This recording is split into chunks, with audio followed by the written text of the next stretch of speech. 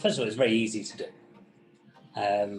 Previously, I think if I think about 360s, I've gone through this process of selecting a bunch of people, sending out information to them, letting them know it's going to happen, then it all comes back, then it gets a bit analysed, and then you sort of get all the data and you go through it. This felt as though it was just going on a little bit in the background, and at the same time as obviously me asking for feedback from others, I was providing feedback to others as well. So it was all going on at the same time.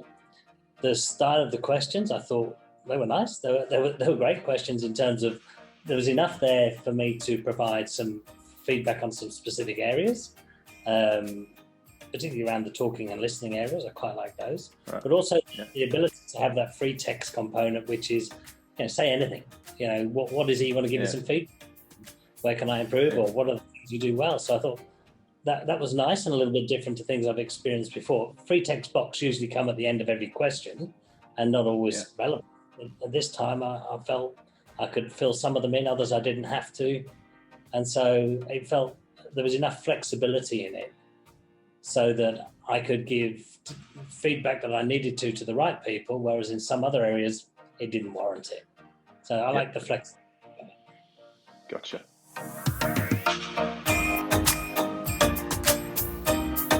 The component, especially around the listening, is when you've observed my listening at its best. That was quite useful because you're able to put it in context and a position, because people do vary a little bit from one to another, and certainly within the executive group that I was discussing or feeding back with, there's very different styles.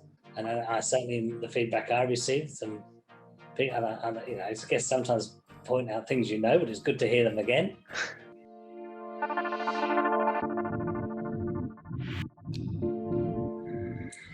Yeah, look, I think that the thing that's come through to me, which is not unexpected, and it wouldn't be the first time I've heard it, and I do have to be mindful of it. I use a sheet that I give out to people I work with that talks through my style and things that are helpful. And one of the things I put in there is that I'm not a detail conscious person, but understand sometimes detail is important. And if that's the case, you must tell me so that I can prepare myself to be detail conscious for you. And it's just a mechanism I have to use. And part of the feedback this time came again, for some of us, the detail is important. So make sure you give us the time. So I find it's helping me to go back to things I probably already do, but need to continually be aware of because of the impact you can have on other people with different styles. Yeah.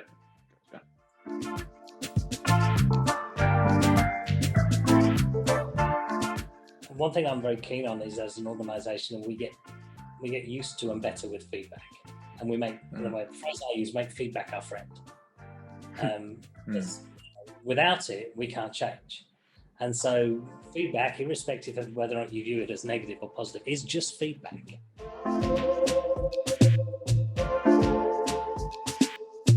So after my feedback came in, we had a short executive meeting. We just had one. So at that meeting, I spoke about it and said, look, first of all, thank you to everyone who was providing me feedback. That was very helpful. So I had an opportunity to just say thank you. So I got a couple of things out there I really want to work on, gave people permission to make sure they challenged me when I wasn't doing it, and said, look, I'd like to, at our next one-to-ones, catch up with you where you're comfortable to discuss yours.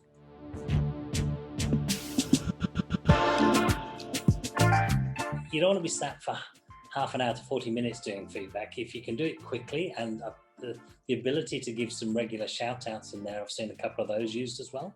That's been quite useful.